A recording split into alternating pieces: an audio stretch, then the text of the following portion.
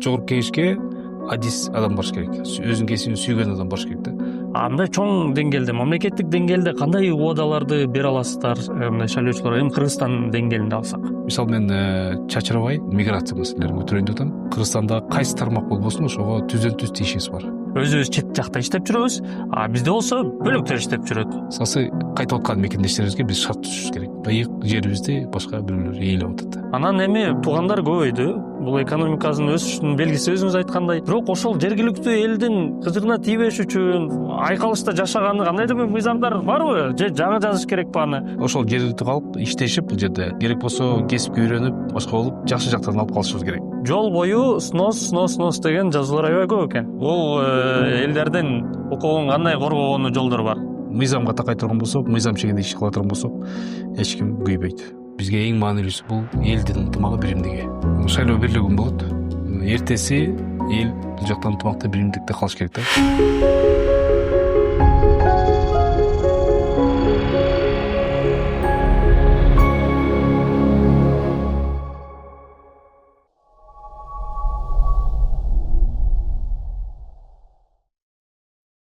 Медер мырза, сиз азыр эле шайлоочулар менен жолугуп чыктыңыз. Бул кайсыл айыл болуп калат и шайлоочулар эмне талаптарды коюшту?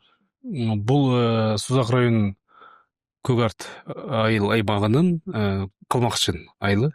Бул жерде биз аксакалдар күтүп атат дегенден атайын келдик. Буга чейинки жолугушуубуз Карачалоо айылында болгон. Ал жерде ошол 12 округтан 18 талапкердин баардыгы катышты. Ошол жерде чоң жыйын болду. Ошол жыйындан кийин келип, ошо аксакалдар келип кетсин деп сурангандан бул жака келип кетип атабыз.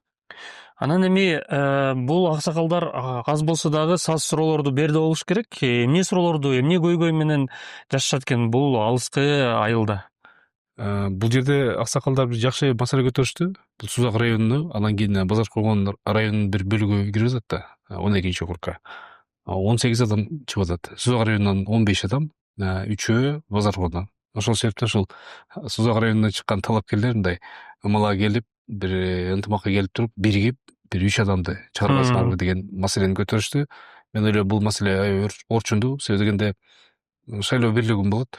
Эртеси эл бул жакта ынтымакта, биримдикте калыш керек да. Ошол себептен эгер ошол талапкерлердин биримдиги, ынтымагы жакшы боло турган болсо, мен ойлойм эртең бир күнү шайлоо бүткөндөн кийин дагы бул жакта бизге эң маанилүүсү бул элдин ынтымагы, биримдиги. Ошондуктан жакшы маселе көтөрүштү, ал боюнча талкуу кылдык. Азыр эми мурун партийный состав менен келчү эмеспи жогорку кеңешке депутаттар? Ошол маалда эми бир талапкер бир районго байланбайчу. Ошондуктан мамлекеттик деңгээлде чоң маселелерди эле карайм деп ушундай үгүт иштерин алып барчу да.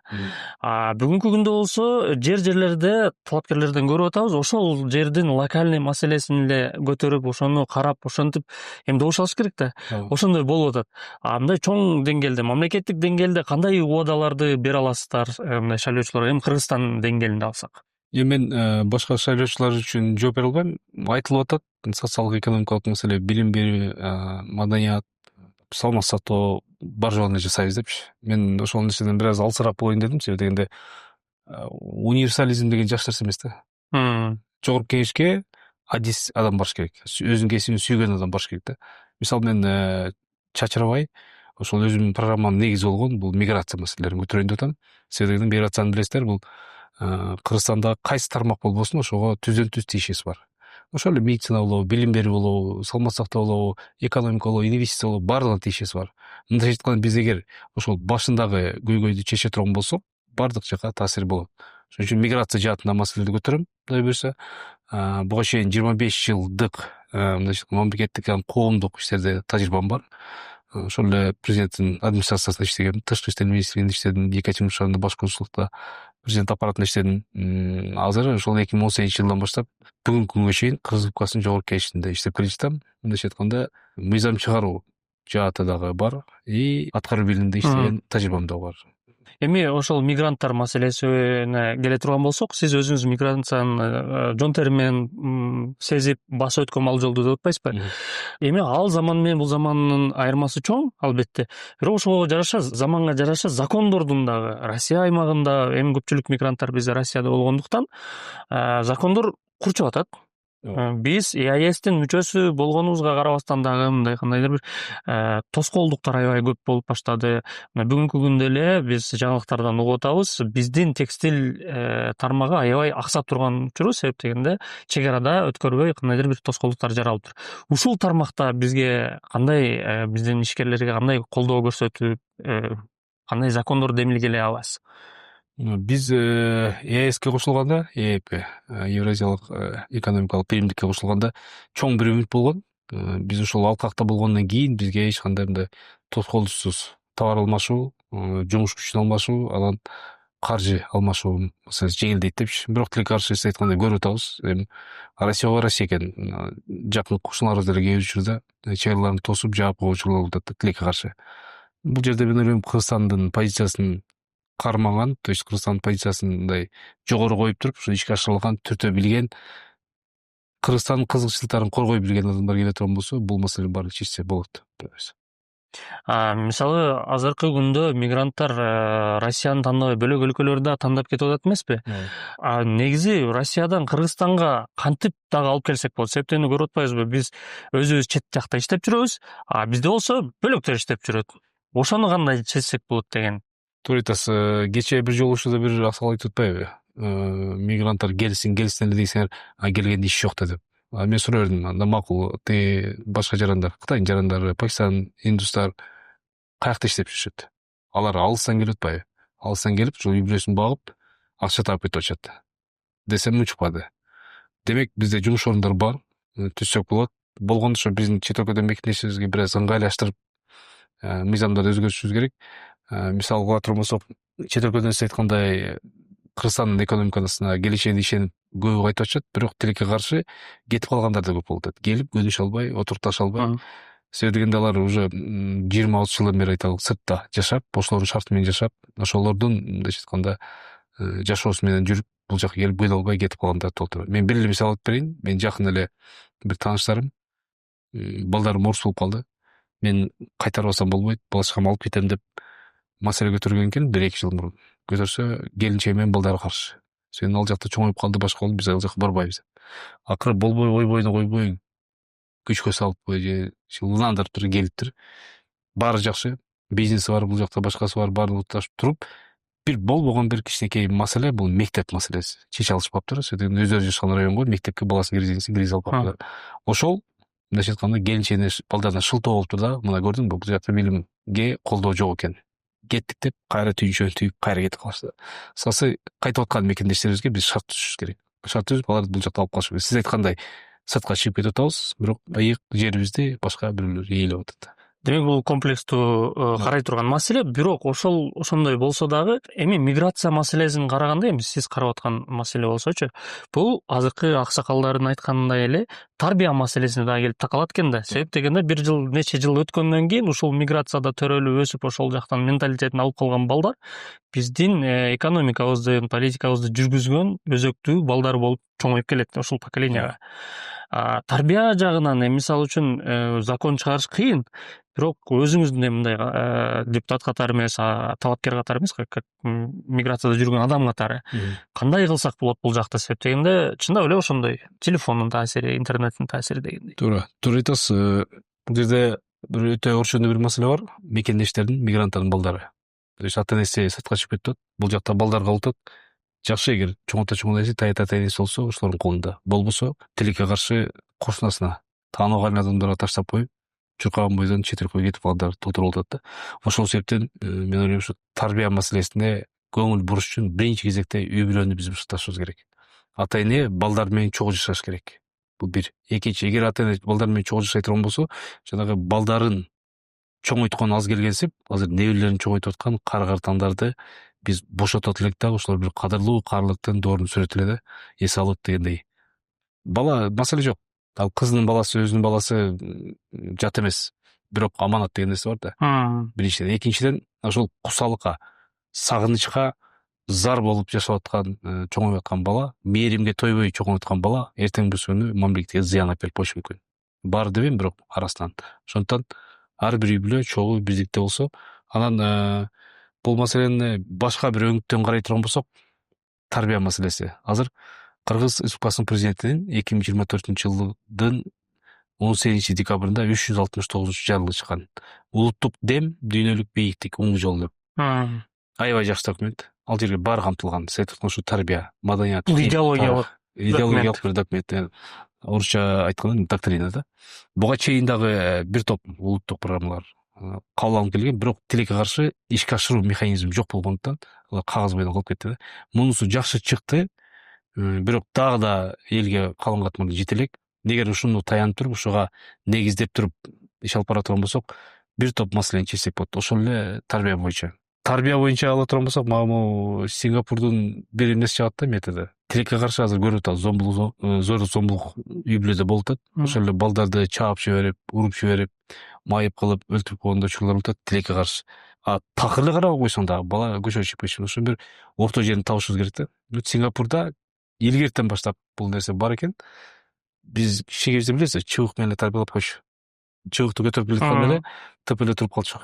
Сингапурда атайын ушул эмелерде пластиктен чыбыктар бар жаш балдар үчүн. Бирок ошондо мыйзамда да жазылган, баланы чыбык менен гана урса болот, шапалак менен же башка менен урса болбойт. Болгондо тизедин ылдый жагына дейт, чапса болот деп. Мен ойлойм, бул нерсе керек нерсе бизге дагы. Эми тилекке каршы бизде мурунку аталарыбыздын жазылбай келген мыйзамдары жакшы иштеши эле, акыркы күндөрү барган сайын алар иштебей барат. Сөз менен эле, көз менен эле, баягы көз илменбей эле тарбиялап койчу. Бирок алар таасир этпей атат. Ошон үчүн мен колдойт элем да, ушул нерсе бир аз керек болуп атат. Өтө эле карабай да коюп атабыз бул жагын. Көңүл бурбай бала эмне болсо ошол болсун деп. Бул жагын алышып келгенде гиперопека болуп жетишпей калат, ашып кетет да. Ортосун таппай атабыз да. Сиз аманат деген сөздү аябай көп колдондуңуз. Азыр эле өзүңүздүн шайлоо девизиңизде дагы ар бир добуш бул аманат деп айтып кеттиңиз. Биз ушул аксакалдар менен жергиликтүү чогулушуңузда аксакалдардын бир эки суроосун угуп калдык. Мыйзам эми кароого мындай сунуш беришти да. Биринчиси бул ошол мал чарбачылык менен алек болуп, малчы койчу болуп жүргөн аталарыбыз, агаларыбыз бүгүнкү күндө пенсия маянасынын аздыгына арызданышты. Буну эми өтүп алсаңыз кандай демилге бар? Эми ар кандай башыңызда балким ой пикирлер жаралгандыр оюңузда. Пенсиялык системаны биз эми мурункудай СССР мезгилиндегидей жалаң мамлекеттик уюмдарга да иштеш керек деген нерседен алыс болушубуз керек дагы. Мүмкүн жеке пенсиялык фонддор менен да иш алып барышыбыз керек. Бир эле мамлекет карап турушубуз керек да. Себеби дегенде мамлекеттик пенсиялык фонддон кимдер айлык алды, пенсиялык пособие алып? Ким мамлекет жумушта иштесе турабы? Анан башка да мүмкүнчүлүгү бар. Эгер өзүнүн эсебинен акча каражат салып туруп, ошону кийин акырында пенсияга катары чегерип алса болот. Бирок мен бул жерде эгер ушул багытты тандай турган болсок, жеке пенсиялык фонддордун өнүгүүсүн каалайт элем да. Себеби дегенде алар бир аз мобилдүүрөөк, жигердүүрөөк мамлекетке караганда. Анан жакшы бир шарттарды сунуштайт деген ойдомун. Ошондуктан биз негизи көпчүлүк учурдачы мындай кандай десем, өрт өчүрүш болобуз да. Бир жерде бир өрт чыкса, баса калып, бир жерде баса калып, аерден баса калып, көйгөйлөрдүн баарын. Ошол өрттү алдын алууну үйрөнүшүбүз керек болуп атат. Себептер менен иш алып барышыбыз керек да. Анын натыйжалары менен келип чыккан баягы немеси менен эмес, последствия, причинасын таап, ошону чече турган болсок, көп маселени чечсек болот. Экинчи дагы бир аксакалдардын демилгеси бул ошол мугалимдердин укугун коргоо, кандайдыр бир сабактарга болгон кызыгуу маселеси көтөрүлдү. Бул эми бир четинен идеология жагын жооп берип кеттиңиз, бирок мындай мыйзам жагын айтсаңыз кандай болот? Мыйзам жагын ала турган болсок, биринчи кезекте мен ойлойм, мугалимдердин статусун көтөрүш керек. Эсимде жок, ким айтты эле, Японияда дейт, мугалимдерге бүт жактан, бүт тарабынан колдоо бар экен деп. Дүкөнгө кире турган болсо скидкалар бар дейт, мамлекеттик кызматтар алып турган болсо ал жерде өзүнүн жеңилдиктери бар дейт. Тиги эмнеге чыга турган болсо, коомдук транспорт ал жагынан дейт. Кыскасын айтканда бир значок бар дейт. Ошону тагып алган болсо, эл көрсө болду дейт. Ал киши үчүн көп нерсе жеңилдик болуп, жолдор ачылат дейт. Ошол сыяктуу кылып туруп биз мугалимдин статусун көтөрүп, мугалимди экинчи ата-эне, керек болсо негизги мындай тарбия берүүчү инсан катары, институт катары кабыл алганда гана ошондо тарбия жагында көп таасир этебиз. Азыр жакшы айтышты аксакалдар дагы. Кичине эле бир катуу сүйлөп эмне болуп койсоң эле соц тармактарга чыгып, анан ошого дагы ата-эне туура адекваттуу мындай мамиле кылып жооп бербей, кайра бала таратып тартып, төрмөсү кылып коет да. Ошол себептен мен мугалимдериме айтчумун, бизде эле балдар болгон, шоктонгон, башка болгон. Үйдөн чыктыбы эртең менен силердики? Кечинде үйгө келди меники. Үйдөн чыккандан кийин мектепке барды, каалагандай болуп тарбия алган. Кыскасын айтканда ошол мамлекет тарабынан мугалимдердин статусун көтөрүшүбүз керек. Демек, бул аксакалдардын айткан эмилгелерин албетте сөзсүз карап чыкканы сөз бересиз. Медер мырза, эми сиз койгон округда акыркы жылдары мындай инфраструктурдуу иштер көп жүрүп атат, глобалдуу биздин Кыргызстан үчүнчү.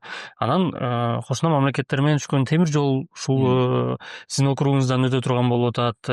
Бишкек-Ош альтернативдик жолу. Анан бул жерде албетте сиз өзүңүз кыргыздардын, мигранттардын укугун коргоп жүргөн болсоңуз, бүгүнкү күндө эми бөлөк мамлекеттин мигранттары бизге келип иштеп аябай көп экен, мына жолдо көрүп атабыз. Акыркы учурда мамлекетибизде дагы мындай көп талкуу болуп атат. Президентибиз дагы үн катты бул тууралуучу. Сиздин жеке пикириңиз эми кандай? Кытай туугандарды дейли, мындай жекече айтып кетсек. Ачык эле түз сүйлөгөндөй дегиз. Билесизби, миграция боюнча иштеп жүргөндө мен ушул 2018-2019 жылдар болуш керек эле. Бир ойлондум эле да. Эмне үчүн биз чет өлкөдө жүрүп, биздин мекендештер сыртта жүрөбүз, качан Кыргызстанга барып иштейм, мен Кыргызстанда иштегим келет деген жулунган башка мамлекеттин өкүлдөрүн көрөбүзбү, көрбөйбүзбү деп. Биз ушунтип эле кыргыздар четте өзү эле жүрө беребиз. Бизге да кызыгып келе тургандар болор экен деп ойлодум эле да. Көп узабай эле, мына 2021-жылы мен эсимде ак үйдө ынтымак кордоонун куруп атканда чет өлкөдөн, Пакистандан, Индиядан жарандарды алып келишкен да, чет эл жарандарын. Ошондон кийин башталды, демек мындай кылсак болот экен го деп. Мунун негизги себептеринин бири, мен ойлойм, экономиканын өсүшү, жумушчу колдун жетишпестиги. Айла жок. Баягы жалпак тил менен айтканда, биз эгер үйдө балабыз окуйм деп шаарга кетип калып, же болбосо бир жумуштар менен бир жака кетип кала турган болсо, үйдөгү тынччылыкты токтоп калыш керек да. Демек, же кошунанын баласын алып келебиз, же жалдап бирөөнү алып келишибиз керек. Ошол сыяктуу болуп эле биздин чет өлкөдө мекендештер сыртка кетип калып атат да, бул жакта иштей турган жумушчу кол жок, айла жок.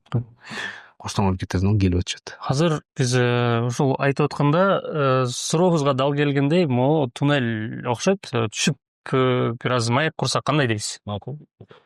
Эми Медер мырза, биз ушул бул темир жолдун туннели окшойт, Кытай, Кыргызстан, Өзбекстан.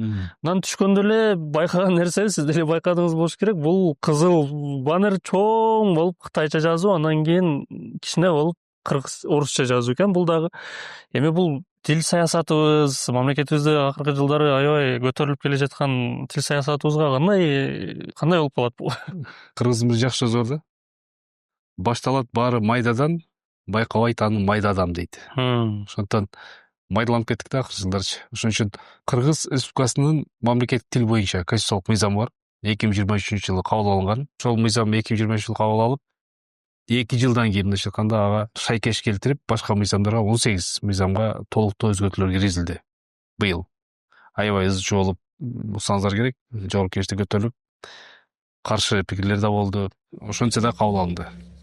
Ошол жерде так даана жазылып турат да. Көрнөк жарнактар биринчи кезекте мамлекеттик тилде, кыргыз тилинде жазылыш керек. Андан бир аз кичинерээк шрифтте, расмий тилде, андан кийин башка тилде эгер муктаждык болсо деп.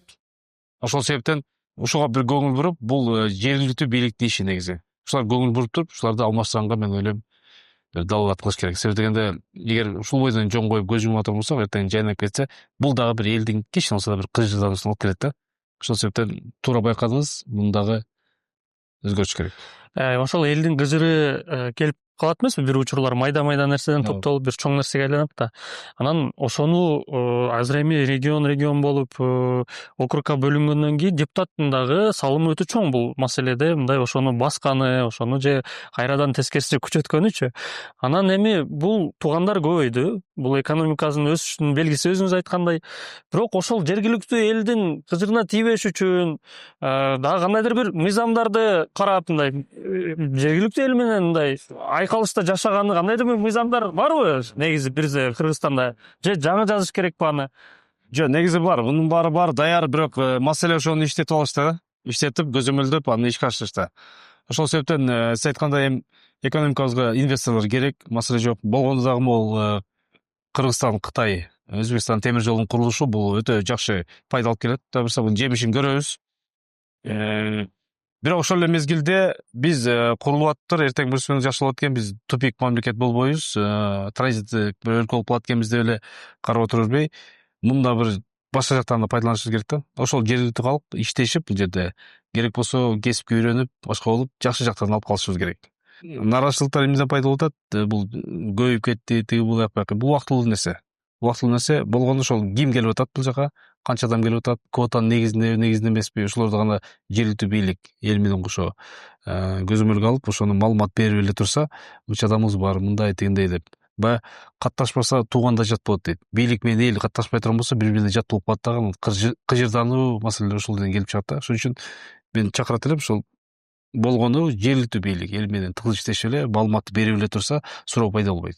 Баягы маалыматтык вакуум деп коет го. Ортодо бир вакуум бош боло турган болсо, аны каалаган адам келип, каалаганда толтура берет да. Ошондуктан маалымат берип туруш керек, ачык. Бунун пайдасы чоң.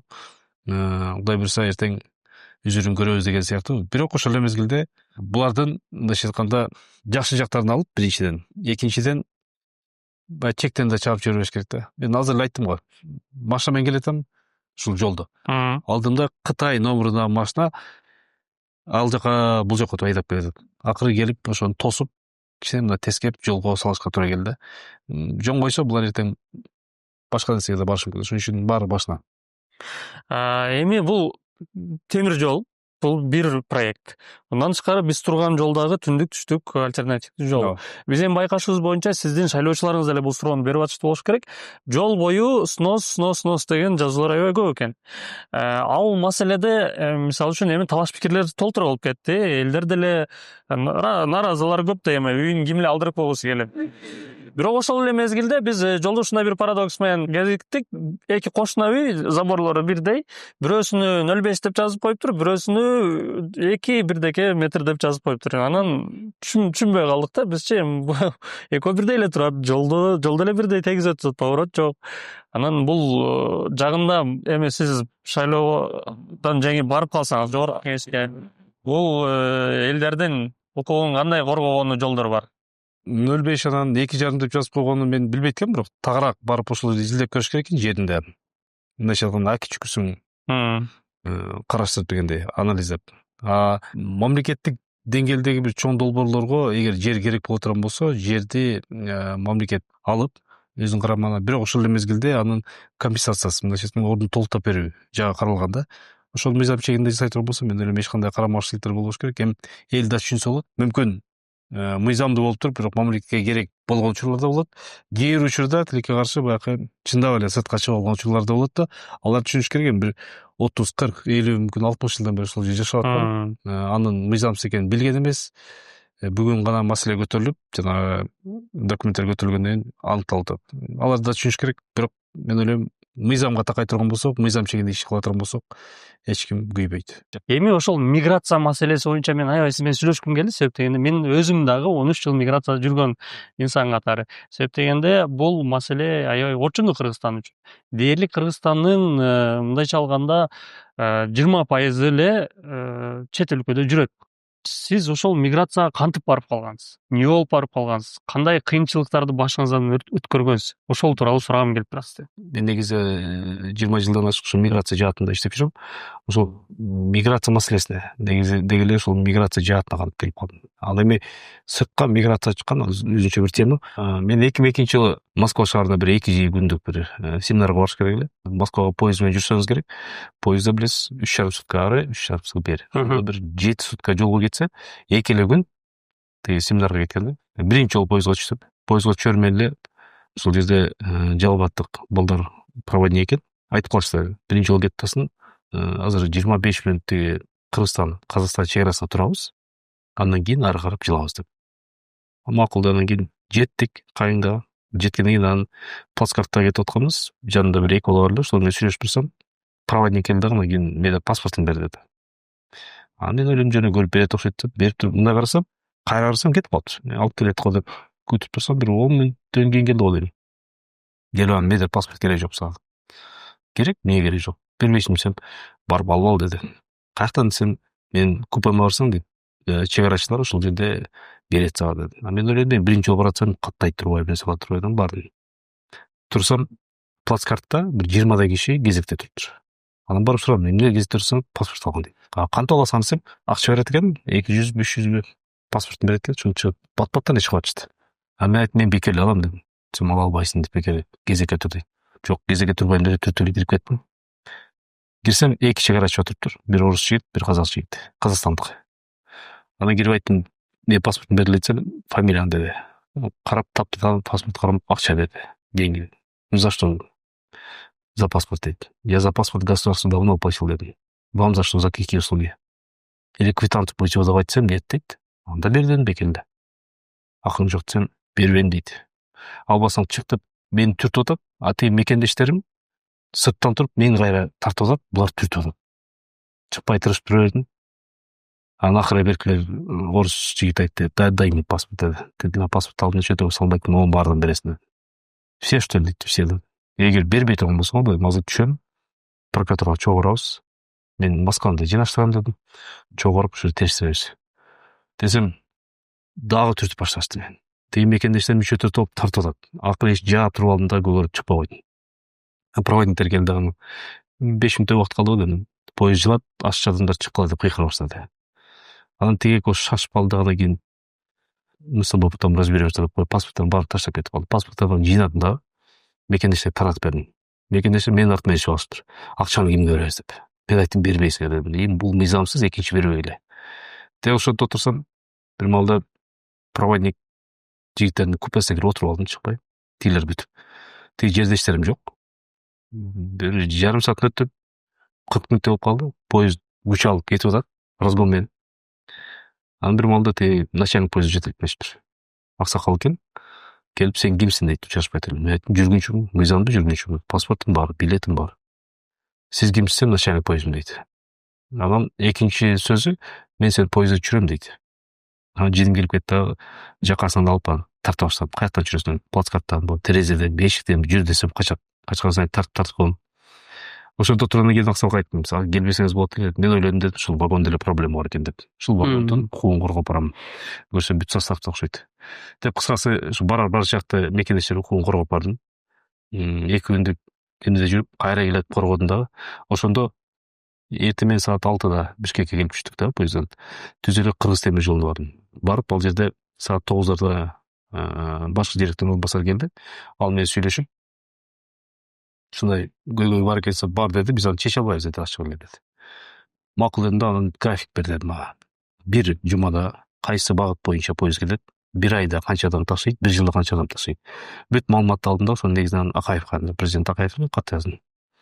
Эч кандай реакция болбоду, калып кетти. Кийин өзү 2002 жыл болгон эсе, 2004 жылы аспирантурага бардым, барып окуп, миграцияда жүрүп, мындайча айтканда миграциянын ишин көрдүм. Өзүм мигрант болдум. Ошентип жүргөндөн кийин 2004-төн 2006 жылга чейин аспирантурада окуп, апам ооруп калып, кайтышка туура келди. Кайрымчылыкка келдим.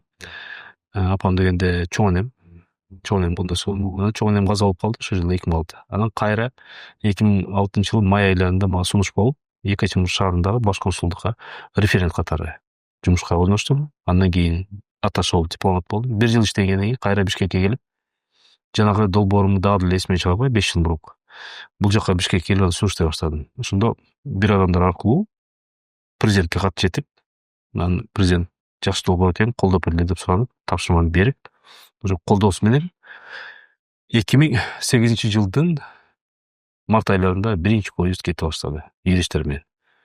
Эми кыскасын айтканда, 2 состав болчу эле, орустардын поезду, кыргыздардыкы.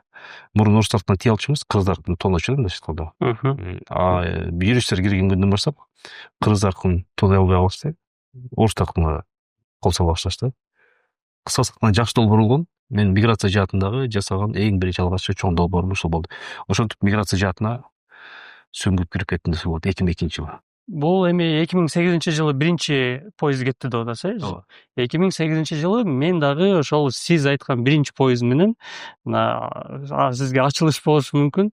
Биз ошол мына досум узатып 2008 жылы ошондо биздин состав биринчи экспериментальный состав Бакиевдин учурунда болчу. Мен 17 жашымда ошо плацкарт менен кеткенбиз.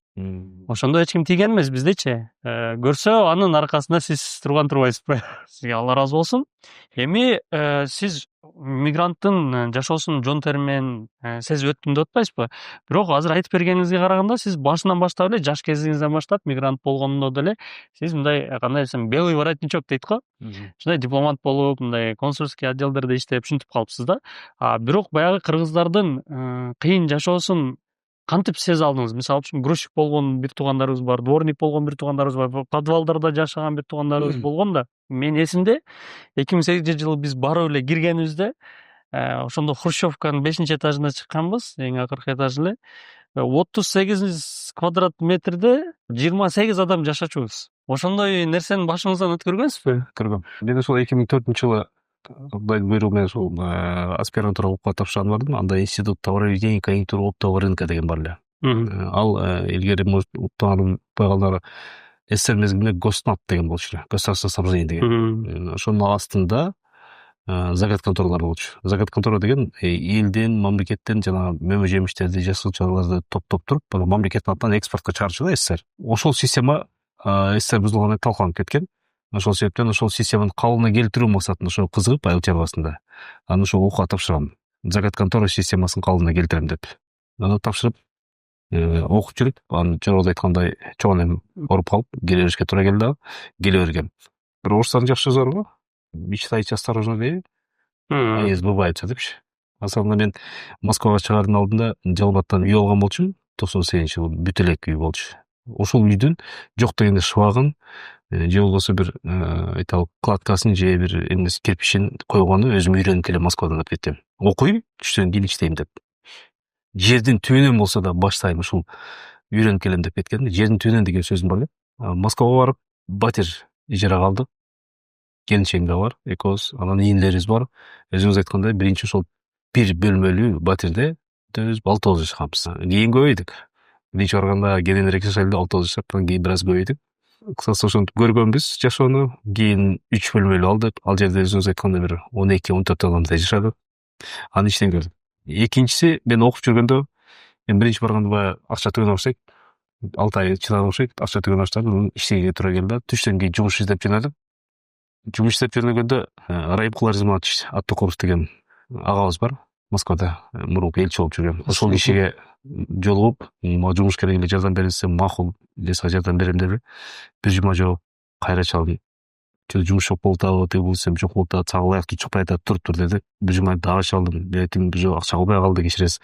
Иштешим керек. Кандай жумуш болсо иштей берсем, кандай жумуш болсо боло берет. Анан бизде айтып калды, Медведкова метросунда балан жерге барсаңар, силер тосуп алат деди, жумуш берет деди. Кандай жумуш экенин айтпады. Жумуш таап бергенине сүйүнүп, бир дос болгон бар эле, экөөбүз Урган бойдон бардык. Барсак, бир имараттын алдында эшиктин алдында брусчатка койгон атышыптыр. Ошол жумуш экен. Кечки саат 8ге чейин жумуш болот деген, 12 чейин иштедик. Иштеп алып келип ошол жерде жумуш бүткөндөн кийин жатаканага кирсек, биздин кыргыз жарандар келди, таанышпай паспортуңарды бере элексиңерби деди. Жок десек, бербегиле деди. Эмне десек, мына 4 айдан бери же паспортубуз жок, жайлыгы жок, кете албай атабыз деди. Анан туруп эле бул малда тиги өзбек туугандар келди. 2 айдан бери бизди ала албай атабыз деди. Анан ойлонуп баштадык, дос экөөбүз, эмне кылсак экен деп. Анан бир малда акылдашып түнү саат 1-лерде кайра сумкабызды көтөрүп качып кетип калганбыз. Көрсө, алар посредниктер экен. Бизди подрядчиктер. Бизди тосуп алганда добросовестный мындай жакшы тааныш балдар экен эле. Кийин эртеси эртең менен Райыпкул Арзыманович чалып калды, каяктасың? Үйдөн, сени таппай калышыптыр го. Ушул келе бердик, ушундай болду десем, кызык эле экенсиң, сени чыдап турбай эле тиги булак берип деп, ошол качып келе бергенбиз. Анан жумуш издеп Черкизов деген базар болчу эле. Мурун бар эле. Ошол жака баратсам, алыстан көрдүм. Милициянын тиги будкасы деп койчу эле, Газель. Ошол турган экен. 2 милиционер өтүптүр, мен галстук жабым, костюм кийишем. Мен тийбейт кылып жанына өтүп баратсам, молдой человек деп калды. Регистрациябыз меники сентябрдын 14-ында жаңылап бермегиле, ага чейин бир 15 күн, 20 күн убакыт бар эле. Анан айтып калды, 15 жыл бойы туруп турсаң, 10-да жаңылап беребиз. Тиги окуу жайда. Ошо мен баратам, бир мал токтоп калышты. Токтоткондон кийин документтерди баягы фальшивый көрсөттүм. Көрсөткөндөн отуруп баштаган деди. Отурдум, фальшивый эмес, просроченный. фальшивый жасатканга сунуш беришкен, бирок мен жасатпагам. Барып общежитиене жатам депчи. Машинага отурдук, 15-20 болуп кетип топтолдук. Отделение алып барды. Обезьянникке киргизип коюшту. Отурабыз. Отурсаң бир жарым сааттан кийин начальник келди. Да карап сен деп экөөбүз тандап алды. Чыктык. Барсам ачуу в костюме, в галстуке дейт. Учусь дедим. Хорошо, бир жумуш бар деди. Там поможешь, час-полтора, потом можешь уходить. Хорошо, что зарабатывать? Типа, уже не пыльно, dedi. Просто надо будет. Кіші жардымдашып қойсаң болды, dedi. Там таджики работает, dedi. Хорошо.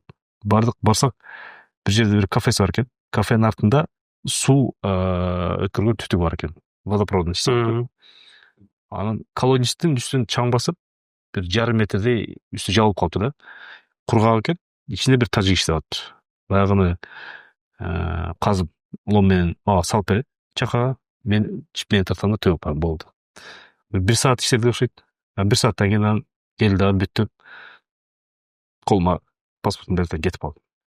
Жердин түбүнөн болсо да баштайм деген сөзүм ушул жерде чыкты да. Чындап эле биринчи жумушум ушу жердин түбүнөн болду. Төлөнбөсө да. Төлөнбөсө да. Бирок ошон үчүн байлаш керек экен. Бирок ал нерсенин мисалы үчүн азыр сиз мындай айтып берип отурсаңыз көрүүчүлөргө дагы мындай кызыктуу болушу мүмкүн. Бирок ошол негизи эле мен мындай суроо бергим келет да. Мен кийин акылым жетип атат да. Закон өзгөргөн жок, ошол эле ойдон экен. Бирок кыргыздар эмнеге 30 адамдан мынтип кыйналып жашадык экен? Бир төртөөбөшөөбүз биригип деле 3000 төлөсөк, ошол квартплатанын акчасы чыкмак экен. Эмнеге 30 адам болуп бир квартираны ошол мындайча айтканда субподрядчик болуп, переснимать эткен адамга төлөп жашадык экен? Ага эмне жүргүлчү кыргыздын аң сезими жетпей жүргөнбү деп ойлонуп кетем да. Сиздин оюңуз кандай? Туура айтасыз. Сен биринчи барганда жана бирөөнүн эли бирөөнүн жери чоң шаар, биз бул жактан чыгып атканда көп эле досу, жээни, классташы, кошунасы болуп кетет да. Барат, ошол жайгашат, башка кылат, анан акырын барып расстаться этип башка жака кетет. Ошондо мен ойлойм, биз эле батир издеп көргөнбүз да. Дуалдарда жарыялар жазылып турат. Чалсаң эле болуптур, кел дейт, акчаны бере салсаң, эртеси жок болуп кетүүчүлөр болгон. Оозу күйгөндө, сүткө оозу күйгөндө айран өлүп болуп, көп коркутуп алышкан. Издебейт да болчу. Убактысы да жок эле, мүмкүнчүлүгү да жок эле. Ошондуктан мен ойлойм, ким тапкан болсо, барып үйүрө бир жерге, арзан да болгон, көпчүлүк жашагандан кийин. Мүмкүн ошондон болсо керек. Эми биздин көрүүчүлөр бир аз башаламан болушу мүмкүн, бирок баягы сөз келгенде сурап калайын деп атам. Ал мезгилде ошол поезд менен каттаган үчүн поезд менен жүргөн биздин мекендештердин укугун коргогонбуз. Бүгүнкү күндө эми көпчүлүгү самолет менен эле учуп калган учур. Бирок ошол эле кезде ошол эле маселе калып атат, бирок мындай чоңураак деңгээлде. Кечээ эле биздин ырчыбыз, рэперибиз Бакыр, андан тышкары да көптөгөн биздин бизнесмен, атактуу эле балдарыбыз жөөсү жок эле Шереметьево, Домодедово учуп баргандан кийин Москвага кире албай, кайра кайтарылып келип аткан учурлар көп, аябай. Буну эми кандай чечсек болот? Сиз эми юрист дагысыз, дипломат дагысыз, анан өзүңүз ошол Россия жергесинде дагы көп жыл жашаган адам катары кандай чечсек болот? Чечүү жолдору негизи барбы? Чечүү жолдору бар. Мен биринчи эле таянып турган нерсем бул Кыргызстан ЭАЭП өлкөлөрүнүн мүчөсү, Бажы союзунун мүчөсү. Ушунун алкагында чечсе болот негизи. Ошол жерде такай маселени көтөрүп, анан эл аралык келишим негизинде аябай көп мындай документтерибиз бар. Ортодогу эки тараптуу түзүлгөн, кол коюлган. Ошонун алкагында чечсе болот. Болгону бул жерде такай иштеген ушул кызыктар бир тарап болуш керек да. Кызыктар тарап дегенде мамлекет эмес, ошол мамлекеттин ичинде миграция жааты менен түздөн-түз иш алып барган бир өзүнчө бир уюм болуш керек. Азыркы мезгилде Кыргыз Республикасынын эмгек социалдык камсыздоо жана миграция маселелерин караштыруу, мындайча айтканда ошо бир министрликке миграцияны байлап койгон да. Ал жерде болгону бир 40 тегерегинде менин билишимче кызматкерлер бар. Республика боюнча. Область деңгээлде жок, райондук деңгээлде жок. Айыл өкмөттү мен айылда айтпай эле койдум. Болгону ошол Бишкекте эле болгон. Булар болгон аракетин жасап атышат. Бирок тилекке каршы баягы баары келип кадрга келип такалат экен. Ал жерде жакшы иштеген кадрлар бар, тилекке каршы алар да кетип калды башка жактарга, эл аралык муну уюмдарына же болбосо бир жеке жумуштарга. Аракет болуп атат, бирок кол жетпей атат. Жакшы иштеп атышат, аракет кылып атышат, бирок тилекке каршы кол жетпей атат. Ошон үчүн муну ачык эле көтөрүш керек болчу. Биз көтөргөнбүз. Кыргыз Республикасынын президентине да киргенбиз бул маселе боюнча, өзүнчө бир уюм курмайынча, өзүнчө бир мамлекеттик уюм түзмөйүнчө бул нерсе болбойт. Себеби дегенде бир министрликтин бир кичинекей бир бөлүкчөсү катары жасалып калган, фокус жок болуп атат да, күч да жок болуп атат. Ошон үчүн ал мезгилде саясат башка эле, кайра Акылбек Сөнбековичтин саясаты боюнча билесизби, Бажин деле салык инспекциясын деле каржы министрлигинин астына киргизип, тиги спортту деле маданиятка киргизип, баарын кайра ирилештирип аткан да. Азыр процесс башталды. Алар бөлүнүп чыгып атышат. Өзүнчө мен ойлойм, убактысы келди да. Ошону өзүнчө бир миграция жаатында бир уюм кылып, фокус жасап туруп, бир уюм ошонун артынан түшүп иштемейинче бул нерсе кыйын. Чечсе болот, жолдору бар. Эми баарыбыз эле эл аралап жүрөбүз да, сиз деле биз деле, анан мындай сезилет да, Россия бизди тең ата көрбөгөндөй сезилип кетет. Себептени биз ошол ЭАЭПтин мүчөсү болдук. Биринчи жылдары сезилди, жеңилдетүү сезилди. Бирок бүгүнкү күндө ошол эле биздин кошуна Тажикстан, Өзбекстан жарандарынан айырмабыз эле калбагандай сезилип баратат. Эми андан тышкары дагы бизде орус тили официалдуу статуска ээ мамлекеттердин бири, экөөнүн бириси бизбиз. Ошону деле бетке такап бир маселе чечсек болбойбу деген суроо да. Болот. Эми аны расмий тил катары Конституциябызда бекитилип калган. Ошону бетке такап туруп, сиз айткандай, бирок толук миграция маселесин чечпесек да, жок дегенде ошол элементар түзү, балдарды мектепке жайгаштыруу боюнча, туурабы? Экинчиден, барган жарандарыбыз орус тилинен экзамен берип атышат. Эми бул деле эгер такыр орус тилине тиешебиз жок мамлекет болсок бир жөнүндө. Биринчиден ЭАЭПтин алып калгандабыз, Бажы союзун алып калгандабыз. Экинчиден расмий тил болуп калгандан кийин мен ойлойм, ушарда бир басым жасап биз деле айтыш керек болчу. Антип анда расмий тилден ажыратып эле коюш керек. Эмне пайдасы бар бизге дегендей. Бул деле болсо да баягы биздин стратегиялык өнөктөштүгүбүздү билдирип турган бир элементтердин бири да. Бизге жардам бериш керек болчу. Ушул расмий тил болгондугу. Ошол себептен такап көтөрсө болмок. Бирок мен ойлойм, дагы деле баягы кызыктар тараптын жоктугу болуп атат да. Миграция десе, кээ бирге чынын билебиз. Атка минерлерибизди. Миграция тийбей эле коебуз. Себеби дегенде азыр мигранттарга кол кабыш кылып, аларга жардам берип атсак, бул бизге алсыз мамлекет катары көрүнүп калабыз. Мигранттарды экспорттоочу, жумушчу күчүн экспорттоочу мамлекет катары көрүнүп калабыз деп сунуш бергендер да болуп жүрөбүз. Бирок айта кетиш керек, бул кечеги 90-жылы чыгып кеткен, айталы бир алсыз жүдөө мигрант эмес. Азыркы мекендештердин деңгээли башка.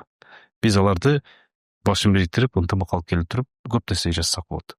Ошол эле чет өлкөдө жүргөн мекендештердин күчүн пайдаланып, мүмкүнчүлүгүн пайдаланып, Кыргызстанды көтөргөнгө. Экинчи тарабынан ушул Кыргызстанды ошолорду пайдаланып туруп, алар аркылуу дүйнөгө таанылганга. Себеби даяр аянтча да. Алар ансыз дагы ар бир байрамдарда, башка бир жакшы маракелерде, маданий иш-чараларды, спорт иш-чараларын жасап, жергиликтүү калктын көзүнчө кыргыздар ким экенин жакшы жактан көрсөтүп атышат. Бирок эгерде мамлекет тараптан олуттуу бир көңүл бурулуп, коркпой үркпөй эле, жээрибей эле, түртпөй эле көңүл бурула турган болсо, бул чоң нерселерди жасап койсо болсун. Кечээ жакында эле Кытай мамлекетинин тышкы иштер министри бат эле учуп келди. Эч кандай анонсу жок эле. Буну эми жеке мен ойлоп атам, ошол кечеги Кытай жарандарын кармагандыгынан учуп келди болуш керек депчи. Эми килтейген Кытай мамлекети өзүнүн жарандарын коргош үчүн кичинекей бир Кыргызстанга учуп келип, президент менен жолугуп ал маселени чечкенге аракет кылып атканда, биз эми кичинекей мамлекет өзүбүздүн мигрантты коргогонду кимди коргойбуз? Бул эми жооп катары. Анан суроо катары, сиз баягы балдардын мектепке кире албай калган учурун белгилеп кеттиңиз. Бул жылы Госдуманын депутаты келиптир, Алена Аршинова деген айым, анан жыйын өткөрдү. Кандай бир биз ошол жерге катышып калганда, мен эми мигрант катары мурунку ушул суроону бердим да. Кыргызстанда орус тили статусун сиз менен биз орусча сүйлөшүп атабыз, котормочубуз жок. Эмне үчүн кыргыздын балдары тил бул жакта турсун, мектепке бара албайт деген суроону бердим да. Десем ал айтып атат, эмне үчүн тил өзүнүн эне тилин үйрөнсө болбойт? Бизде закон бар дейт. Кыргыз этносу Россиянын жарандарын, этносторунун бирине кирет. Бир окуучу болсо дагы ошол мектептин директоруна ата энеси барып арыз жазсын. Мен өзү эне тилим окуганы, ушундай баламды окутушум керек деген арызды жазса, директор аны кабыл албаган акысы жок дейт. Бул закон менен ушундай бекилген дейт. мисалы осетин, кабардин катары эле кыргыз эли дагы Россиянын этносторунун бири болуп калды бүгүнкү. Эмне үчүн силер аны колдоно албай атасыңар? Ал силерге шайба деп атпайбы? Сиз ушуну биле белеңиз. Сабакка кирүү боюнча көйгөй боюнча айтып калдыңыз.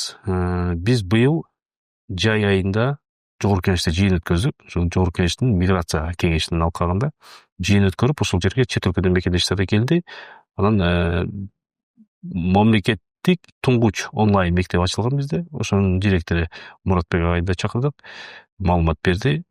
Ошол онлайн мектеп быйыл күчүнө кирди, сентябрдан баштап иштеп баштады. Сунушту бердик, азыр жазылып атышат. Кудай буюрса, ошол чет өлкөдөгү, айрыкча ошо Россиядагы мектепке кире албай калган балдардын көйгөйүн ушундай жол менен чечсек болот экен. Ошо айтканда онлайн мектепке катталат. Кадимкидей эле программа, бирок онлайн бүткөндөн кийин кадимкидей эле окуган аттестат берилет. Бул маселенин чечүүнүн бир жолдору болду, кудай буюрса. Ошол жеңилдик болду биздин балдар үчүн. Эми бул балдардын маселесинен биз чоңдордун маселесине өтсөк, биз баарыбыз эле кыйкырып бакырып келебиз, мамлекеттик деңгээлде деле, эл аралык деңгээлде деле, эми элибиздин ичинде деле мигранттарыбызды кайтарышыбыз керек дейт. Бирок мен азыр эле бүгүн статистиканы карап чыктым. Статистика боюнча мен мекениме кайтып келип, Орусияга башка барбаймын дегендердин 30% кайра бул жерде кайра жайгаша албайбы, кандайдыр бир себептер аркылуу кайра эле Россияга кеткен учурлар бар экен. Бул 30%. Бул закон ченемдүү көрүнүшпү же бул буну оңдосо болобу? Туура айтасыз, мен башымдан өткөн өзүмүн. Сиз дегенде 2010-жылы миграцияга кетип, Москвада жүрүп, 2012-жылы келип, болду, Москваны баштадым, Кыргызстанда деле жүрөм деп 2 ай жүрүп, бирок тилекке каршы сентябрга чейин өзүмдү таба албай 3 ай. Анан кайра кетип калгам. Бул көйгөй бар. Азыр Кудайга шүгүр, экономика көтөрүлүп, жумуш ордундары пайда болуп, биздин чет өлкөдөн мекендештер мындайча айтканда Кыргызстандын келечегине ишеним артып кайтып келип атышат. Бирок сиз айтканда ошол 30% кайра кетип калып атат, себебин көйнө албай атат. Анан аларды кайтарууда көп маселени да чечсек болот. Биринчи маселе, биз азыр Кыргызстанды таштап чыгып кетип атабыз. Бирок ордубузду башка бир мамлекеттин өкүлдөрү толтуруп атат. Жумуш жок дейт, келишип, жумуш жок экен, бул каяка иштейбиз дейт. 100 миң деп келип атпайбы алар? Жумуш таап атышпайбы, иштеп атышпайбы? Ырыскысын таап. Эми баарыбыз эле өзүңүз айткандай үйлүү, жайлуу болсом, жер алып, чек алып, ошол жерге үй салсам, анан өзүмдүн башымда бир калкан болгон үйүм болсо деген ниетте кетишет да миграцияга. Анан билинбей эле 10 жыл, 15 жыл, 20 жыл өтүп карып калышат. Анан Кыргызстандан үй алайын десе кымбатчылык. Жер алса өзүңүз айткандай алдап коюшат. Негизи эле мен акыркы учурда Москвада, Россияда биздин өзүнүн компаниялар бар, үй алып берген. Кыргыздын жарандары аябай көп үй алышты. Ал деген сөз Россиядан тапкан акчасын ошол жака кайра вложение кылышты. Эмне деп сурасаң, баары эле айтат, Кыргызстанда бизди эч ким коргой албайт закондуу түрдө. Котловандан берсең, гарантия жок курулуп бүтүшүнө. Жер алсаң, алдап кетет, 4-5 хозяин болот дегендей бир мындай коркунучтардын аркасынан ошол жакта калып атышат. Эми суроо, ошолордун маселесин, үй маселесин эми кантип чечебиз? Мигранттардын эми 90% үй деп кетет. Туура айтасыз. Миграцияда түртүп чыгаруучу фактор деген термин бар да, выталкивающий фактор.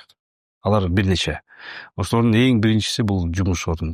Мындайча айтканда, айыл жергесинде жумуш жок болгондуктан сыртка чет өлкөгө чыгат, же ички миграция алкагында чоң шаарларга Кыргызстандын ичинде жылып жүрүшөт да. Биринчи, экинчиси сиз айткандай ошол үй. Өзүм кичине болсо да турак жайым өзүмдүкү болсо экен деген максатта сыртка чыгышат. Үчүнчүсү билим. Балдарга бир татыктуу билим берели деп туруп, чоң шаарларга чет өлкөгө чыгып атышат. Анан жана башкалары. Анын чечүү жолун Кудайга шүгүр азыр мамлекеттик ипотекалык компания аркылуу чечилип атат. Кудайга шүгүр. Эми жана саны боюнча жетишпей атат. Сапат боюнча дагы анча мүмкүнчүлүктөр болуп атат. Аны моюнлашыбыз керек. Эми көчүп бара түзөлөт дегендей, акырын ал жагда түзөлөт. Бирок ушул жерде мен айтат элем, бул жерде көбүнчө мен билгенден ошо мамлекет өзүнчө аракет кылып, же болбосо саналуу бир-эки компания гана аракет кылышат. Мекендештер өздөрүн алдабайт. Аларды бул жактагы мыйзамсыз иш алып барган уятсыз компаниялар алдап коюп атышат.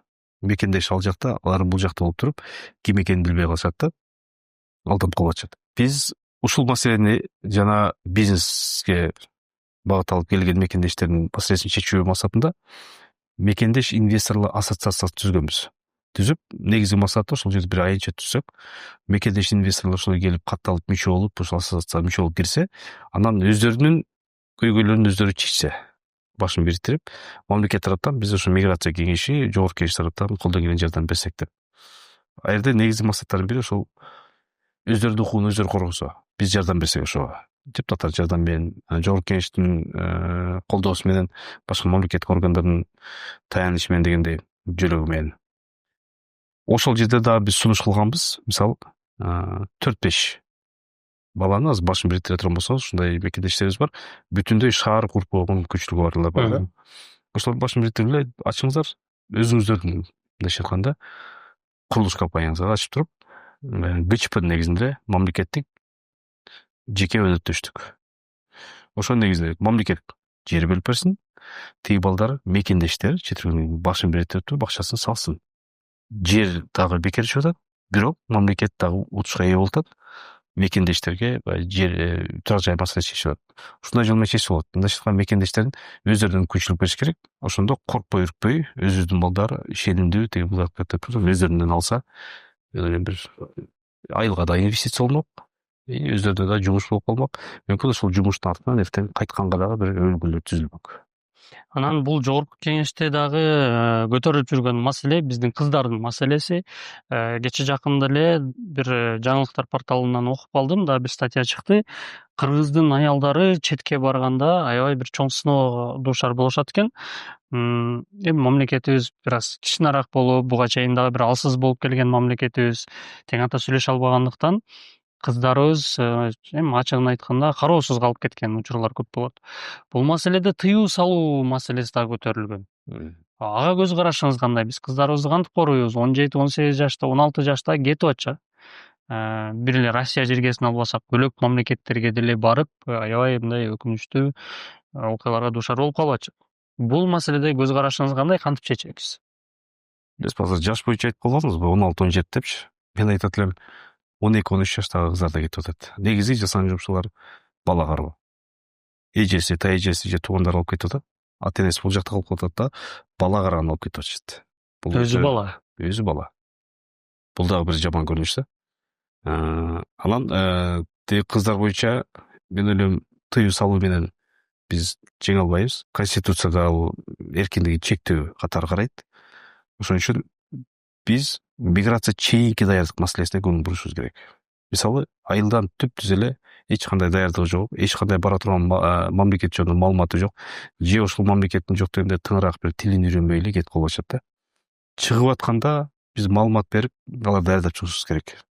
Кыздар маселесин айтып калдыгыз. Кыздар маселесине дагы келгенде ошол жерден айтып деп түшүндүрүп, чет өлкөдөгү биздин дипломатиялык өкүлчүлөр бар, элчиликтер, башка консулдуктар. Ошолор жөнүндө маалымат берип, айтып деп, айылдык коомдук уюмдар менен байланыштырып аларды.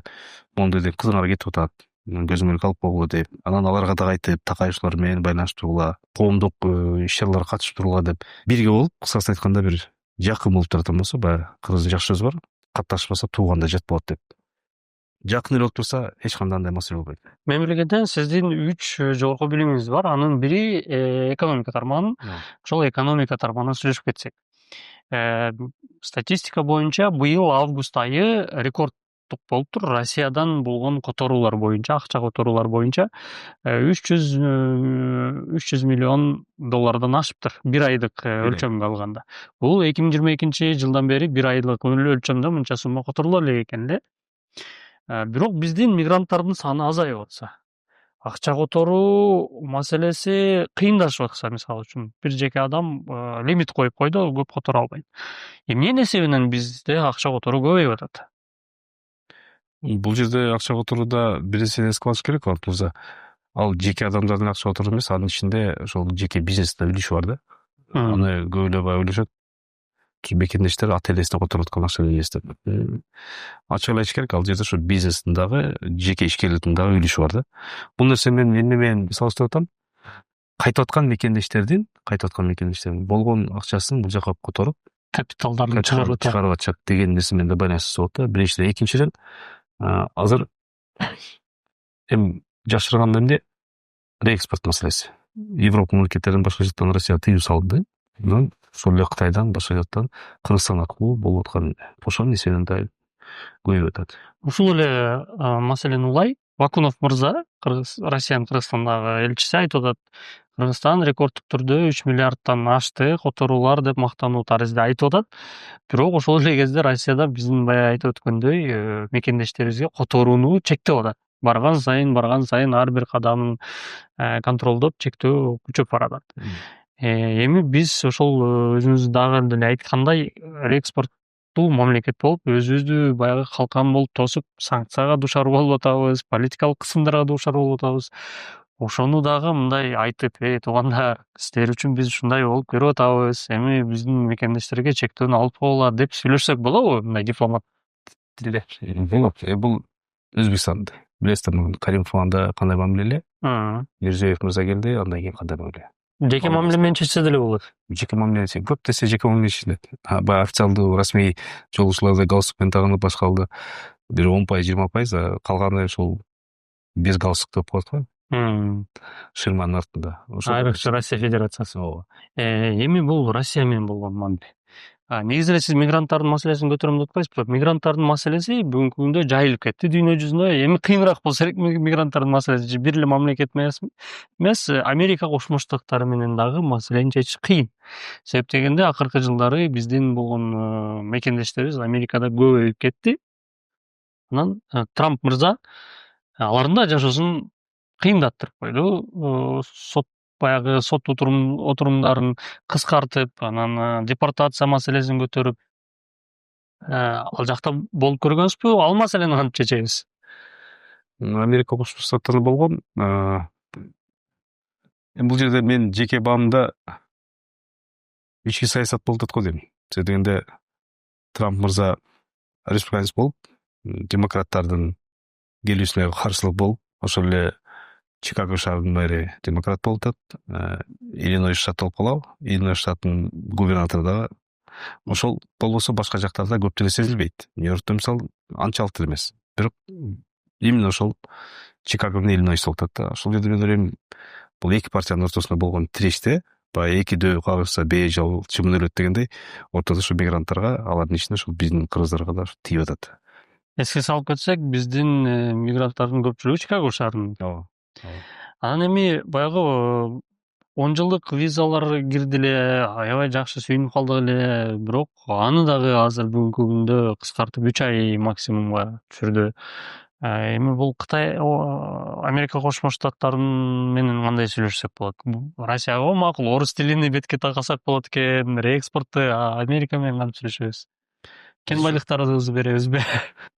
Америка Кошмо Штаттарын же башка мамлекеттердин виза маселесине болуп аткан маселеде дагы күнөөнү биринчи өз тарапынан карап көрүшүбүз керек. Себеп дегенде биздин жарандар тилекке каршы көпчүлүк учурда мыйзамды бузуп коюшат. Ошол эле Мексика аркылуу барып алып мыйзамсыз тилекке каршы расмий бир официалдуу делегациялар менен барганда дагы кээ бирөө калып кетип, азыр эми маалыматтар бар, мамлекеттик жумушта иштеп аткандар деле бул жака кайтпай коюп барып алып. Ошондой учурлар көбөйүп кетти. Эми алар деле карап отурат да, статистика боюнча ким көбүрөөк жанагы мыйзамды бузган болсо, аларга чектөө киргизип атат. Кысасын айтканда, баягы эле миграция чейинки даярдык маселеси жок болгондуктан баргандар ушундай туура эмес мыйзамга каршы нерселер жасап коюп, бирок алардын залалы, зыяны калган мекендештерге тийип атат да. Ошон үчүн бул жерде ушу миграция чейинки даярдык маселеси боюнча иш алып барыш керек. Мен ойлойм, эми бул шайлоо алдындагы программаңыздын өзөгүн түзгөн миграция маселесини Кудай буйруп жогорку кеңешке жетип калсаңыз бүт тамыры менен чечесиз деген ойдомун, жана тилектешмин. Анан эми бул акыркы жыйынтыктоочу суроом болсун. Бул шайлоо өйдө жактан президентибиз деле айтып атат, бөлөктөр деле айтып атат, бул шайлоо таза өтүш керек, таза өтөт деп. Таза өтөбү? Таза өтөт деген ишеним бар. Себеп дегенде коррупцияга каршы көп жумуштар жасалып атат, Кудайга шүгүр ишке ашып атат, жемишин да берип атат.